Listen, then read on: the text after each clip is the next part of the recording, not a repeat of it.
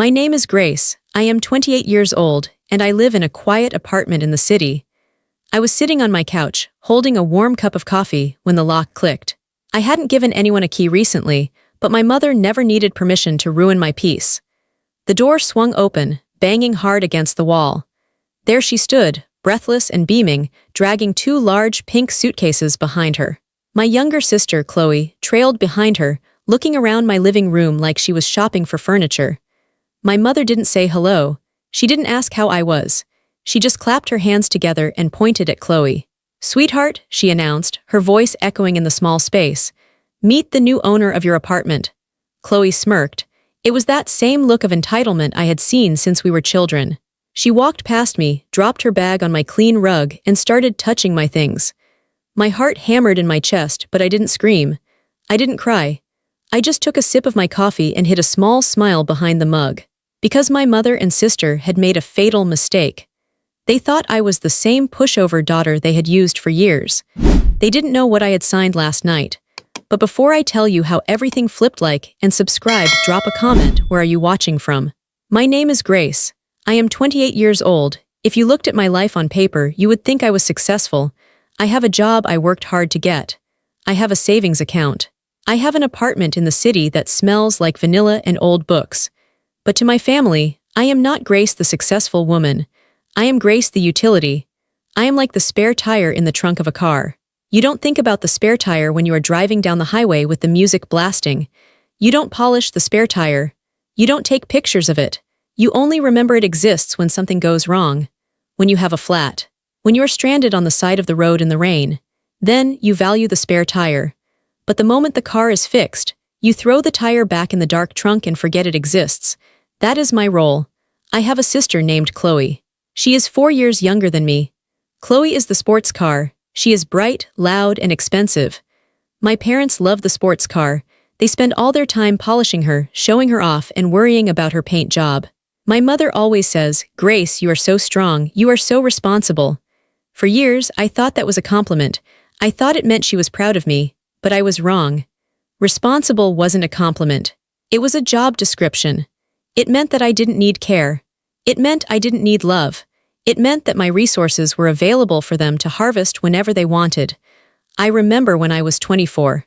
I was working 2 jobs, one at a coffee shop in the morning and one as a junior designer in the afternoon. I was exhausted. My shoes had holes in the soles, so when it rained, my socks got wet. I didn't buy new shoes because I was saving every penny for a deposit on an apartment. One night, my phone rang at 11 p.m. It was my mother. She was crying. "Grace," she sobbed. "You have to help. Chloe is in trouble." My heart stopped. I thought Chloe was in the hospital. I thought she was hurt. "What happened?" I asked, grabbing my keys, ready to run out the door. "She put her car in a ditch," my mother said. "She's fine, thank God. But the tow truck driver wants $300 cash to pull it out, or he's going to report it to the police." She had a little too much to drink, Grace. She can't have a police record. It will ruin her future. "I'm barely making rent, Mom," I said quietly. "Please," my mother begged. "You have savings, I know you do. You are always so good with money. Don't you love your sister? Do you want her to go to jail?" That was the weapon they always used. Guilt. If I said no, I wasn't just being stingy, I was being a bad sister. I was being the villain. So I drove out in the rain. I paid the man. Chloe didn't even say thank you. She was sitting in the passenger seat of my mom's car, scrolling on her phone, looking bored. When I handed the money over, my mother hugged Chloe, not me. "Oh, my poor baby," she cooed to Chloe. "You must have been so scared." I stood there in my wet socks, $300 poorer, invisible. That became the pattern of my life, the bank of grace. The service of grace. I helped them pay for a new water heater when theirs broke. I edited Chloe's college essays because she didn't have the patience to write them. I drove my father to his physical therapy appointments for 6 weeks because my mother couldn't handle the traffic. I did all of this because I thought that if I was useful enough, eventually, they would love me. I thought that if I paid enough into the family account, one day I could make a withdrawal. But family doesn't work like a bank.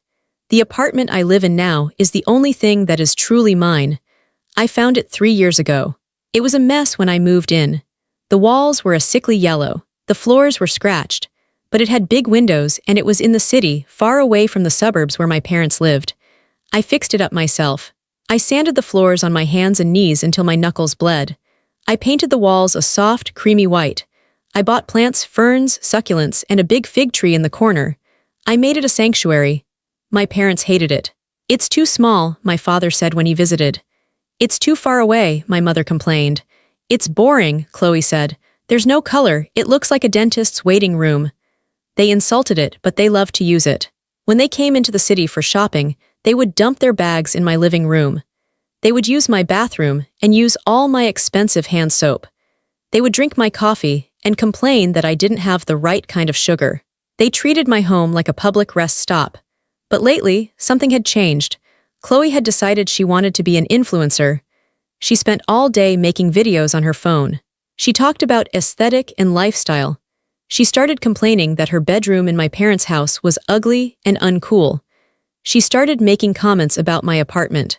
"The light in here is actually really good," she said one day, looking around my living room like she was measuring it. "Yeah," she said to my mother, "I could film really good content here." I didn't think much of it at the time. I just thought she was being Chloe, jealous of anything that wasn't hers. I didn't know that she was planting seeds. I didn't know that while I was busy working and paying bills and being the good daughter, they were looking at my life and wondering how to carve it up and serve it to her. I was the daughter they used. I was the safety net. But I was about to find out that a safety net is only useful until you decide you want to fly. And they had decided Chloe was ready to fly, and I was just in the way. It happened on a Sunday.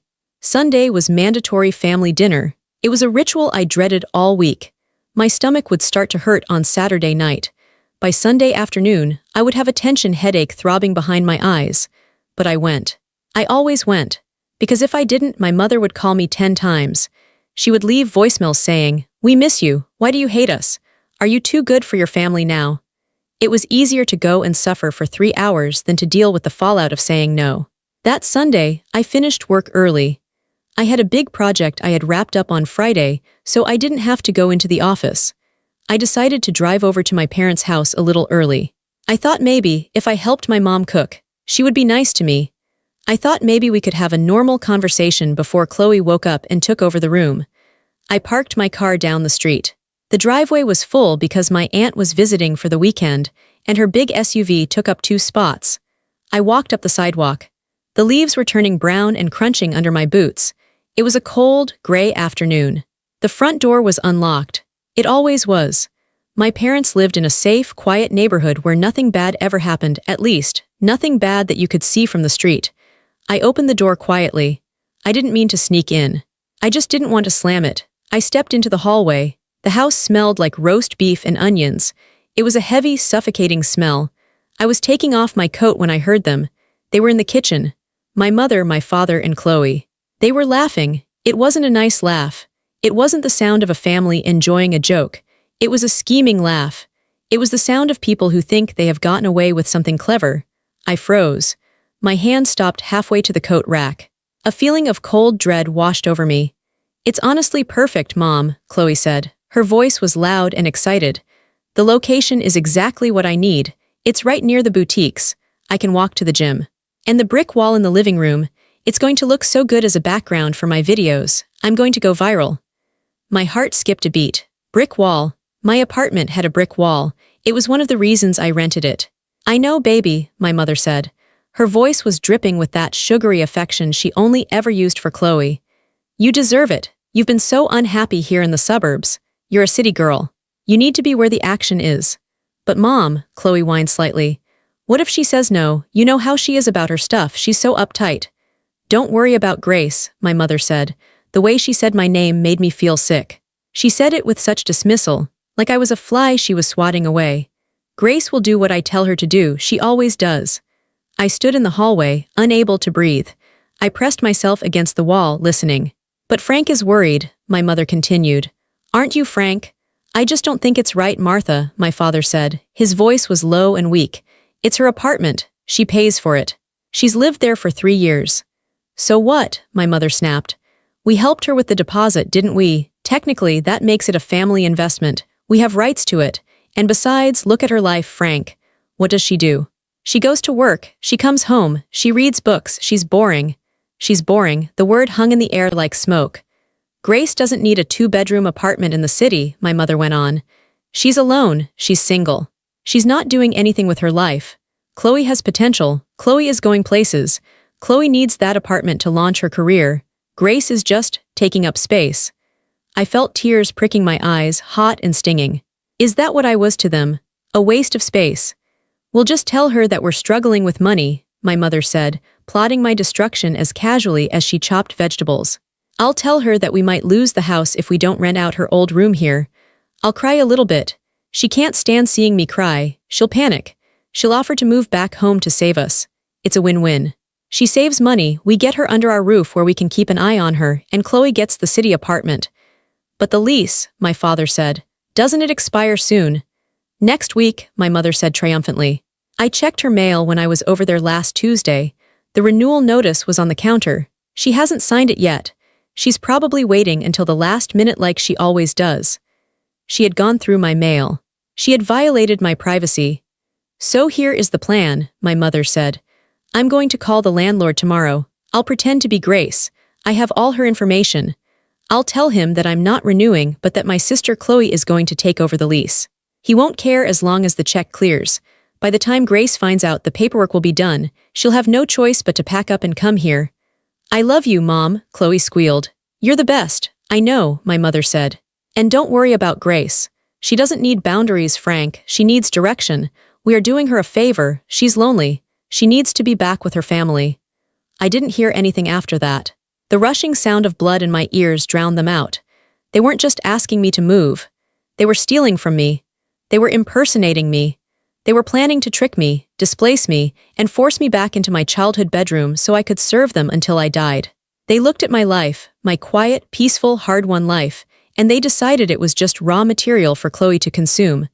I looked down at my hands. They were trembling violently. I wanted to march into that kitchen and scream. I wanted to break things. I wanted to hurt them the way they were hurting me. But then a strange calm washed over me. It was cold and hard, like steel. If I went in there now, I would just be the hysterical daughter. I would be the crazy one. My mother would gaslight me. She would say I misunderstood. She would say I was being dramatic. She would talk me out of my anger until I was apologizing to her. No, I couldn't win this with shouting. I had to win this with silence. I backed away slowly. I stepped carefully on the rug so the floorboards wouldn't creak. I reached the front door. I opened it and slipped out into the cold air. I walked back to my car. I got in and locked the doors. I sat there for a moment, looking at the house. It looked so warm and inviting from the outside. The lights were on. Smoke was coming from the chimney. It looked like a home, but it wasn't a home. It was a factory. And I was done being the product. I put the car in gear and drove away. I didn't cry. I didn't look back. The good daughter died in that hallway, and the woman who drove away was someone they had never met before. The drive back to the city felt different than any drive I had ever taken. Usually, when I left my parents' house, I was crying. Usually, I was filled with doubt. I would replay every conversation in my head, wondering what I had done wrong. Did I say the wrong thing? Did I not smile enough? Why are they mad at me? But this time, there were no tears. My eyes were dry. My hands on the steering wheel were steady. I turned the radio off. I needed silence. I needed to hear my own thoughts. For 28 years, I had listened to their thoughts. I had let their voices drown out my own. My mother's voice telling me I was selfish. My father's voice telling me to keep the peace. Chloe's voice telling me I was boring. But as I drove down the highway, watching the city skyline get closer, those voices started to fade. They were replaced by a new voice. A quiet, angry voice. They don't love you, the voice said. They use you. It was a hard truth. It tasted bitter, like aspirins dissolved in water, but I swallowed it. I had to, because if I didn't accept that truth, I would lose everything. I pulled into the parking garage of my building. I parked in my spot 4 billion. I paid for this spot. I worked late nights and weekends to afford this spot. I took the elevator up. When I unlocked my door and stepped inside, the apartment felt different. Before, it was just a place to live. Now, it was a battlefield. I walked to the center of the living room. I looked at the brick wall, the one Chloe wanted to use for her videos. I looked at the gray rug, the one she wanted to throw in the trash. I looked at my kitchen, where I made my coffee every morning in peace. They wanted to take this. They wanted to erase me from my own home. They wanted to pack my life into boxes and shove me back into a child's bedroom in the suburbs, just so Chloe could play city girl for a few months until she got bored. My mother had said she doesn't need boundaries. She needs direction. I felt a flash of heat in my chest. It was rage, pure white-hot rage. I have direction, I said out loud. My voice echoed off the walls. My direction is away from you. I didn't sit down. I didn't take off my shoes. I went straight to my bedroom. My mother mocked me for being organized. She called me uptight because I kept my papers in order. She called me boring because I filed my bills instead of throwing them in a drawer. But right now, being boring was going to save my life. I opened the bottom drawer of my metal filing cabinet. I pulled out the blue hanging folder labeled Housing Lease Legal. I sat cross-legged on the floor and opened the folder. There it was, the original lease agreement I had signed 3 years ago. I remembered that day. I remembered sitting in Mr. Henderson's office. Mr. Henderson was an older man, very grumpy and suspicious. He had just evicted a tenant who had destroyed the apartment, punched holes in the walls, stained the carpets, broken the windows. Mr. Henderson had been hesitant to rent to me. "You're young," he had said. "Young people are loud, young people have parties." "I don't have parties," I had told him. "I work, I read, I sleep. I want a home, not a club." He had watched me carefully. He checked my credit score. It was perfect. He checked my employment history. It was solid. Eventually, he agreed. And because he wanted stability, because he didn't want to have to find a new tenant every year, he had added a special clause to the contract. My mother was right about one thing. The current lease term was ending in 7 days. If I did nothing, the contract would expire. But she didn't know about the fine print. She didn't know about the conversation I had with Mr. Henderson 3 years ago. I flipped through the pages. Page 1, page 2. Page 3, my finger traced the small, black text. And then I found it. Clause 22, renewal option. The text was simple. It wasn't written in confusing legal jargon. It was direct. The tenant, Grace Miller, retains the exclusive right of first refusal to renew this lease agreement for an additional term of up to 36 months, 3 years. This option must be exercised in writing prior to the expiration date of the current term. The landlord agrees that the rent shall not increase by more than 2% per annum during this renewal term. I read it again. Exclusive right. That meant Mr. Henderson couldn't say no. That meant my mother couldn't outbid me. That meant that as long as I signed a piece of paper and handed him a check before next Sunday, this apartment was mine. Mine, not Chloe's, not my parents'. Mine. I sat back against the bed. I held the paper to my chest. My mother had built her entire plan on an assumption. She assumed I was lazy. She assumed I hadn't read my own contract. She assumed she could trick the landlord because she thought she was smarter than everyone else. She was wrong. I looked around my bedroom. For the first time in hours, my heart rate slowed down. They thought I was weak. They thought I was the soft sister, the one who cried, the one who folded, but they forgot something. You don't get strong by being protected. You get strong by carrying heavy things. I had carried their emotional baggage for 10 years. I had carried their secrets. I had carried their debts. I was stronger than they could ever imagine because they were the ones who put the weight on my shoulders. I stood up.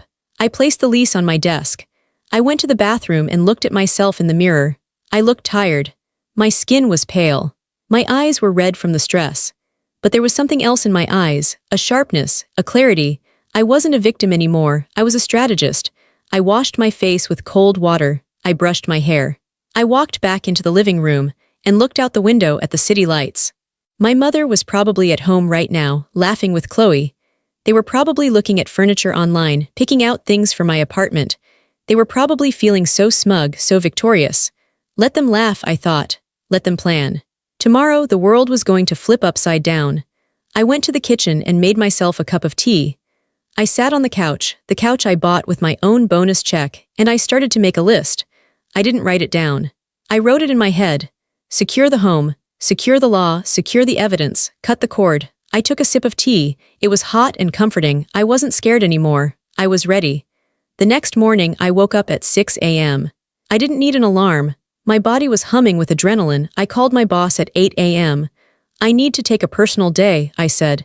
"Is everything okay, Grace?" she asked. She sounded worried. I never took days off. "Yes," I said.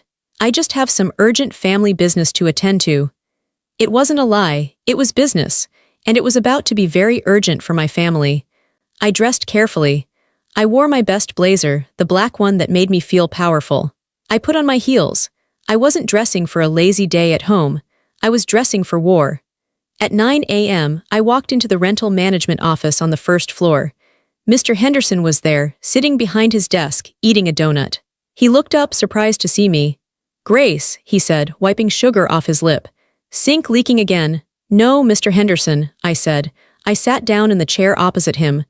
I placed my copy of the lease on his desk. "I'm here to exercise my option under Clause 22. He looked at the paper, then at me. "The renewal?" "Yes," I said. "I want to renew for the full 3 years. He raised his eyebrows. 3 years, you sure? Most young folks your age want to move around, get married, buy a house. "I am very sure," I said. "This is my home, I am not moving." "Well," he said, shrugging, "you're the best tenant I've got. The rent is always on time. The place is clean, I'd be happy to keep you." He pulled out a form from his drawer. "Standard renewal agreement. Same terms with the 2% adjustment we agreed on." I signed the paper. My hand didn't shake. The ink flowed smoothly onto the page, Grace Miller. It looked like a signature on a Declaration of Independence. I wrote him a check for the renewal fee. He stamped the document, paid, and executed. "Can I have a photocopy of that right now?" I asked. "With the date stamp?" "Sure thing," he said. He handed me the copy. I held it in my hands. It was just a piece of paper, but it felt heavier than steel. It was a shield. It was a wall. "One more thing, Mr. Henderson," I said. "My mother, she might call you." He frowned. "Your mother?" "Yes," I said. "She has some confusion about my living situation. If she calls, or if anyone calls claiming to be me, please know that I have not authorized anyone else to speak for me. I am the only tenant." Mr. Henderson looked at me over his glasses. He was a grumpy man, but he wasn't stupid. He saw the tension in my jaw. "I only talked to the person on the lease," he grunted. "And that's you, don't worry." "Thank you," I said. Step 1 was done. The fortress was secure. I walked out of the office and got into my car. I drove to a law firm downtown. My friend Marcus worked there. We had gone to college together. Marcus was the opposite of me. He was loud, opinionated, and tough. He had been telling me for years that my family was toxic. I had never listened. I had always defended them. "They just love me too much," I used to say. "They don't mean it," I used to say. Today, I was done making excuses. I walked into his office. He looked up from his computer. "Grace," he said, "what are you doing here? You look intense." "I need a favor," I said. "A legal one." I told him everything.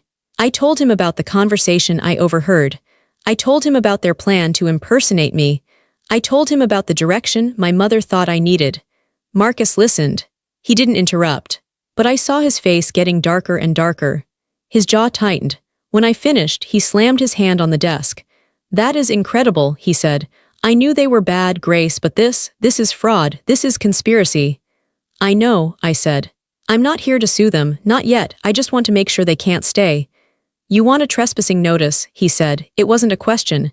"Yes," I said. "I want a formal letter, legal letterhead, big words. I want them to know that if they refuse to leave my apartment, the police will be involved."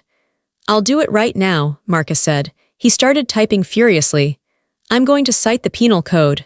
I'm going to make it scary. They need to be scared, Grace. People like that only respect power." 10 minutes later, I walked out with a sealed envelope. Inside was a notice to cease and desist and notice against trespassing. It was addressed to my parents and my sister. Step 2 was done. I had the law on my side. I drove to the electronics store. I walked down the aisle with the security cameras. I didn't want a tiny spy camera. I didn't want to hide. I wanted them to know I was watching. I bought a camera that mounted on the wall. It had a microphone. It had a motion sensor. And most importantly, it had a bright red light that blinked when it was recording. I drove home and installed it immediately. I put it right inside the entryway at eye level. I connected it to my phone. I walked outside into the hall and then walked back in. My phone buzzed. Motion detected, front door. I looked at the video clip. The picture was crisp. The audio was clear. If my mother lied, the camera would catch it. If Chloe screamed, the camera would hear it. If they tried to manipulate the truth later, I would have the file. Step 3 was done. I had the evidence. Now came the hardest part. The emotional part. I looked around my apartment. I saw the few things my family had given me over the years. There was a lamp in the corner. My mother had bought it at a garage sale for $5. She gave it to me for my birthday 3 years ago. "It's vintage," she had said. It was ugly and the switch was broken, but I had kept it because I felt guilty throwing it away. There was a blender in the kitchen. Chloe gave it to me for Christmas. The box had been opened. It still had smoothie residue inside it when I unwrapped it. She had used it for a month, got bored of it, and wrapped it up for me. There were some old towels in the closet. My parents had bought new, fluffy towels for themselves and gave me their old, scratchy ones. "These are still good," my dad had said. "Don't be wasteful." I grabbed a cardboard box from my closet. I unplugged the lamp and put it in the box. I put the dirty blender in the box. I put the scratchy towels in the box. I walked around the apartment, searching for anything else. A framed photo of the family where I was standing in the back, half hidden. A cheap scarf my aunt had left behind that my mother told me to keep. I packed it all. These weren't gifts. They were scraps. They were the leftovers of their lives that they handed down to me because they didn't think I deserved anything new. I carried the box down to my car. It was heavy, but my heart felt lighter with every step. I drove to my parents' house. I knew they were at work. Chloe was probably out shopping or getting her nails done. I pulled into the driveway. I walked up to the front porch. I set the box down right in front of the door. I didn't leave a note. I didn't need to. The message was clear: I am returning your garbage. I don't want your leftovers anymore. I got back in my car and drove away. I went back to my apartment. I locked the door. I engaged the deadbolt. I sat on my couch. The apartment was quiet. The sun was starting to go down, casting long shadows across the floor. I checked my phone. It was 4:30 p.m. My mother had texted me again. "Almost there. Get ready." I looked at the text and felt nothing. No panic, no fear, no guilt. I was a spider sitting in the center of her web. I had built the web strong. I had reinforced the silk. They were coming to destroy me, but they didn't know that I had spent the last 24 hours turning my home into a fortress. I poured myself a glass of water. I set it on the coaster. I watched the red light on the camera blink. Blink, blink, blink. "Come on," I whispered. I was ready for them. The key turned in the lock at 5:15 p.m.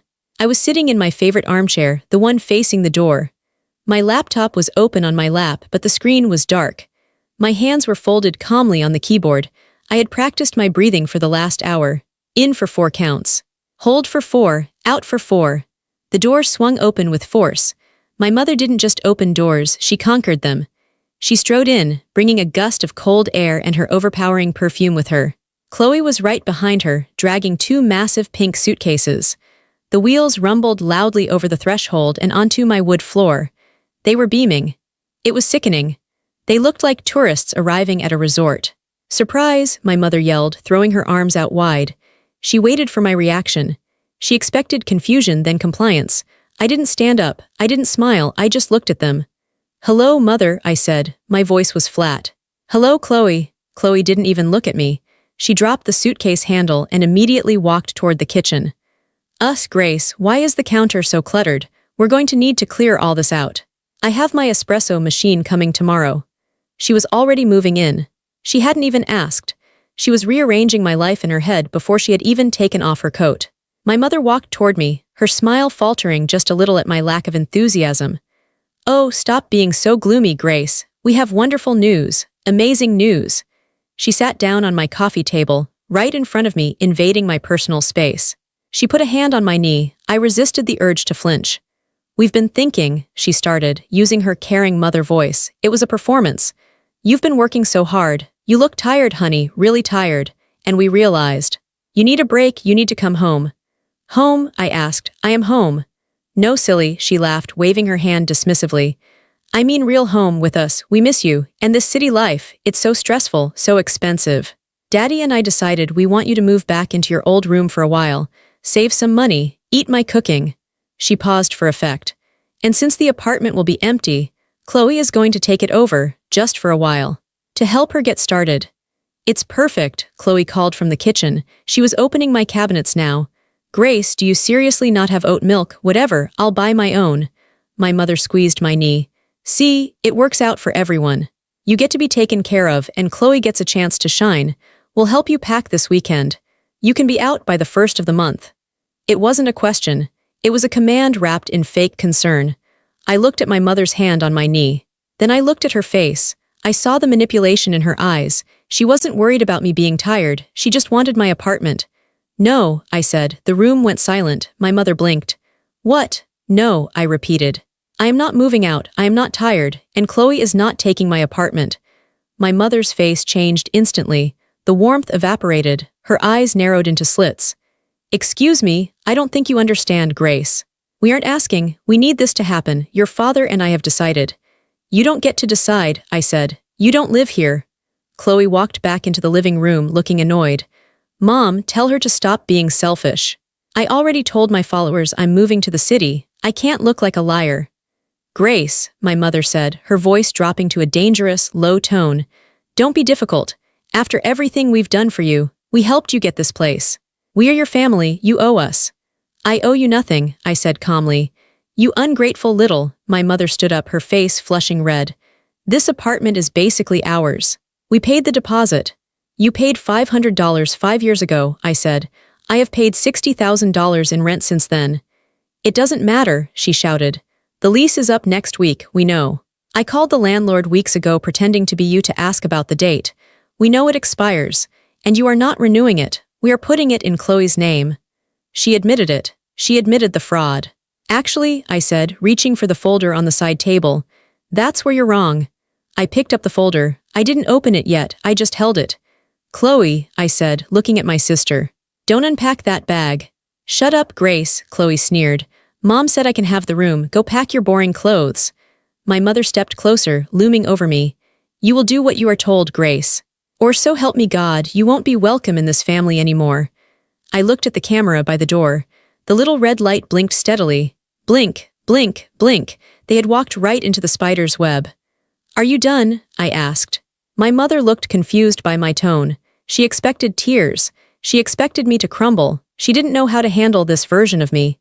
I said, I stood up slowly, matching her height. Are you done shouting in my home? Your home, she laughed, a harsh, barking sound. It's practically Chloe's home now. I opened the folder. I pulled out the crisp, white paper with the blue ink signature at the bottom. I held it up so they could both see it. This, I said, my voice steady and clear, is a lease renewal agreement. My mother squinted at it. Chloe stopped chewing her gum. I signed it yesterday morning, I continued.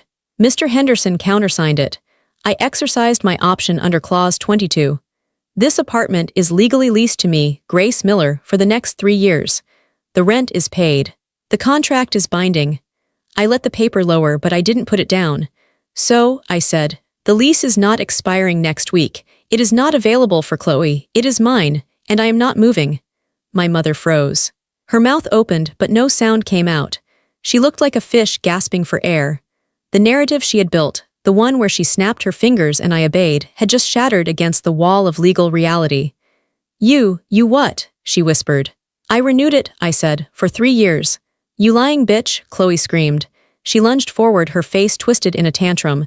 You knew I wanted it, you did this on purpose. Yes, I said, I did. How dare you, my mother shrieked.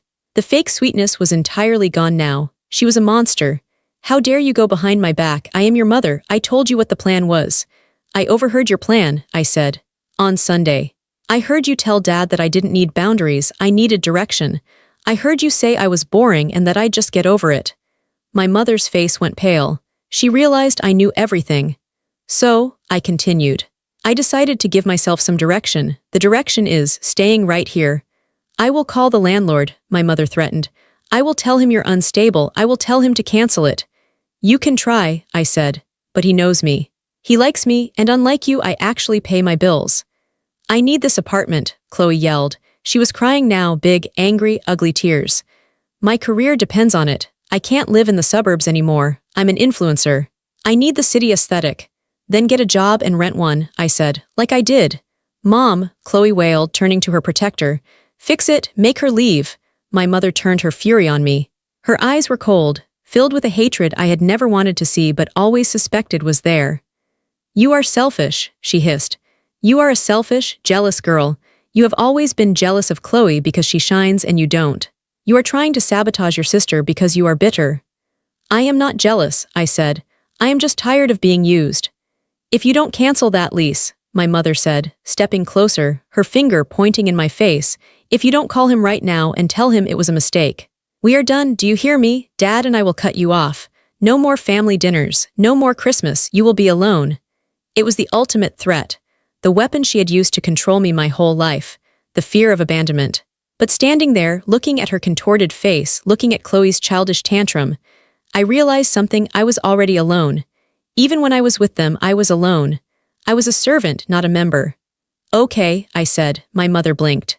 Okay, you'll do it. No, I said. I mean, okay, cut me off. The silence that followed was deafening. What? She whispered. I accept your terms, I said. If the price of being in this family is letting you abuse me and steal my home, then I don't want to be in the family anymore. I walked over to the side table and picked up the second document Marcus had prepared. This is a formal notice of trespassing, I said. Trespassing? My mother laughed nervously. Don't be ridiculous, we are family. Not anymore, I said. You just cut me off, remember? So now you are strangers in my home. Strangers who are yelling and refusing to leave. I pointed to the camera by the door. That camera has been recording everything since you walked in, I said. It has audio and video. It recorded you admitting to fraud. It recorded you threatening me, and it is recording you right now refusing to leave after the leaseholder asked you to. They both whipped their heads around to look at the blinking red light. You recorded us, my mother gasped. She looked horrified, not because of what she did, but because she had been caught doing it. Yes, I said, and if you don't take those suitcases and walk out that door in the next 2 minutes, I will send the footage to the police. And Chloe, I looked at my sister. I will post it online. I think your followers would love to see the real aesthetic of your family. Chloe turned white. Her reputation was the only thing she cared about. Mom, Chloe whispered, tugging on my mother's sleeve. Mom, the camera, let's go. My mother looked at me one last time. She looked for the scared little girl she used to bully. She looked for the daughter who needed her approval. She didn't find her. The power dynamic in the room shifted so violently I could almost feel the air pressure change.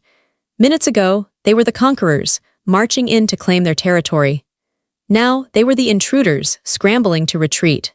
My mother's face went through a kaleidoscope of emotions.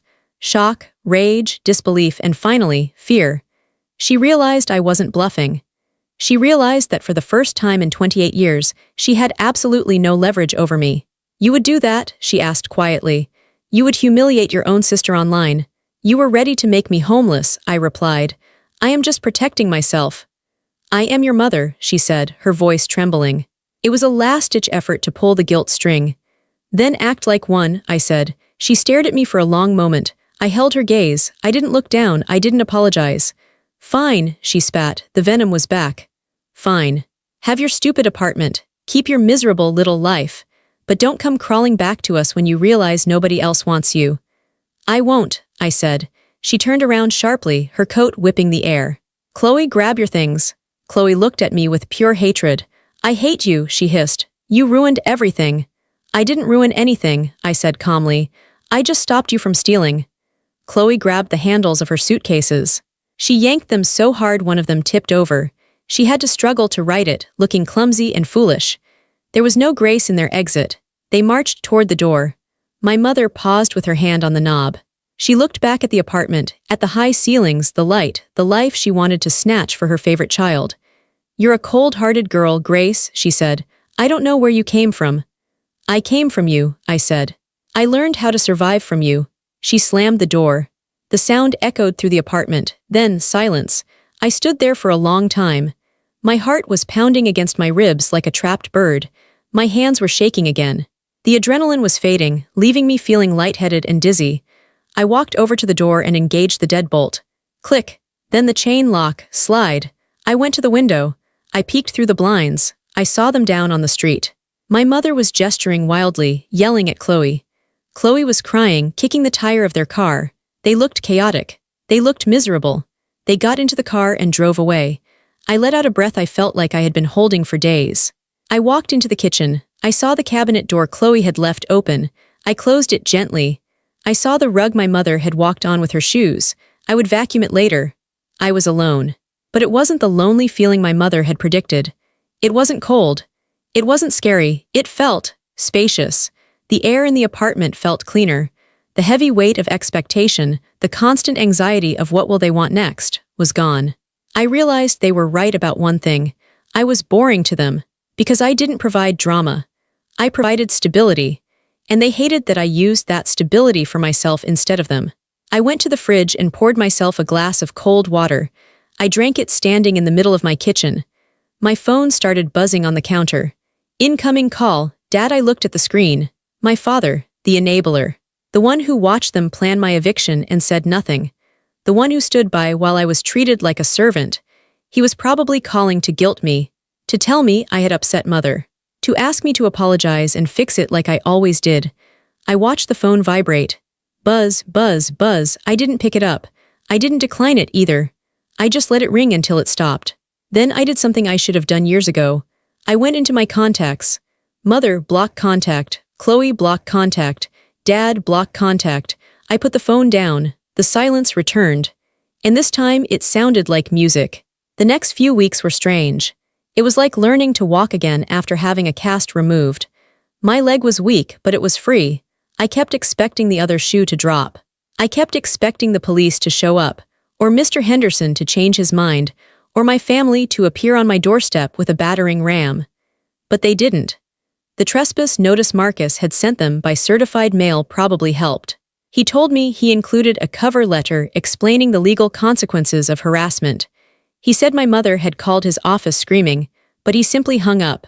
The silence from them was absolute. And in that silence, I began to heal. I realized how much energy I had spent managing their emotions. Every day, a percentage of my brain power had been dedicated to anticipating family crises. Is Mom angry today? Does Chloe need money? Did I remember Dad's birthday? Now that processing power was free. I started sleeping better. The chronic tension headaches I used to get every Sunday afternoon disappeared. I looked at my apartment differently. Before it was a hiding place. Now it was a fortress. It was a kingdom. One evening I was watering my tomato plants on the balcony. The sun was setting, painting the city skyline in shades of purple and gold. I heard a knock at the door. My stomach clenched. Old habits die hard. Was it them? I checked the camera monitor. It was a delivery driver. I laughed out loud. A genuine belly laugh. I opened the door and took the package, a new set of velvet throw pillows I had ordered. Not because I needed them, but because I wanted them. Because they were blue and my mother hated blue. I sat on my couch with my new pillows. I thought about Chloe. I wondered where she was. Probably still in her old bedroom, complaining about the lighting. Probably making videos about how hard her life was. I didn't hate her. I realized that, surprisingly. I didn't hate my mother either. I pitied them. They were trapped in a cycle of need and manipulation. They were like buckets with holes in the bottom. No matter how much love or money or help you poured in, they would never be full. They would always be empty and demanding more. I had stepped out of the bucket. I was no longer the water. I was solid. I went to my desk. I opened my laptop. I had been thinking about taking a course in UX design. I had put it off for 2 years because it was expensive and I needed to save for family emergencies. I logged onto the website. The tuition was $3,000. I checked my bank account. The money was there. The money I hadn't spent on Chloe's car repairs. The money I hadn't loaned to my mother. I clicked enroll. I felt a rush of excitement. It was the first decision I had made purely for myself in a decade. I wasn't a daughter anymore. Not in the way they defined it. I was just Grace. And for the first time, Grace was enough. 3 months passed. It was a rainy Tuesday. I was walking home from work, holding a red umbrella. I turned the corner onto my street and saw a familiar car parked across from my building. It was my father's sedan. I stopped. My heart did a little flutter, but it wasn't the panic of before. It was just caution. My father was standing by the car under a black umbrella. He looked older, more tired. He saw me. He took a step forward, then stopped. He didn't come to the door. He respected the boundary, or maybe he was just afraid of the camera. I stood there on the sidewalk, 20 feet away from him. Grace, he called out. His voice was swallowed by the rain. I didn't move closer. Hello, Dad. Your mother misses you, he said. It was the script, always the script. No, she doesn't, I said. She misses the control. He looked down at his shoes. He knew I was right. He was a weak man, but not a stupid one. She's having a hard time, he said. Chloe is. Difficult to live with. I almost smiled. Of course she was. Without me there to absorb the toxicity, they were turning on each other. The dynamic had shifted. Now they had to deal with the monster they had created. "That's not my problem anymore, Dad," I said. "We just want you to come for dinner," he pleaded. "Just one dinner to talk." I looked at him. I remembered the man who taught me to ride a bike. But I also remembered the man who sat at the kitchen table while his wife planned to make me homeless. "I can't," I said. "Why?" he asked. "Are you still punishing us?" "No," I said gently. "I'm protecting myself. There is a difference." He looked at me, really looked at me through the rain. He saw the new coat I was wearing. He saw the way I stood, straight, not hunched over. He saw that I wasn't looking for his permission. "You're not coming back, are you?" he asked softly. "No," I said, "I'm not." He nodded slowly. He looked sad but resigned. He got back in his car. He didn't wave. He just drove away. I watched the taillights fade into the gray mist. It was the final cord being cut. It hurt, just a little, a small, sharp pinch. But then it was gone. I turned and walked into my building. I took the elevator up to the 4th floor. I walked down the hallway. I reached my door. Apartment 4 billion. My name was on the little label on the buzzer, Grace Miller. I unlocked the door. I stepped inside. It was warm. It smelled of vanilla and old books. The camera light blinked a friendly greeting. I took off my wet coat. I kicked off my shoes. I walked to the window and looked out at the city. The lights were coming on, thousands of little beacons in the dark. I thought about the lease in the filing cabinet. 3 years, 3 years of peace. 3 years of my own money. 3 years of Sunday evenings spent reading instead of being insulted. I touched the cold glass of the window. "I don't belong to you anymore," I whispered to the rain, to the car that had driven away, to the ghosts of my family. "I belong to me." I turned away from the window and walked into my kitchen to make dinner, just for one, and it was going to be delicious.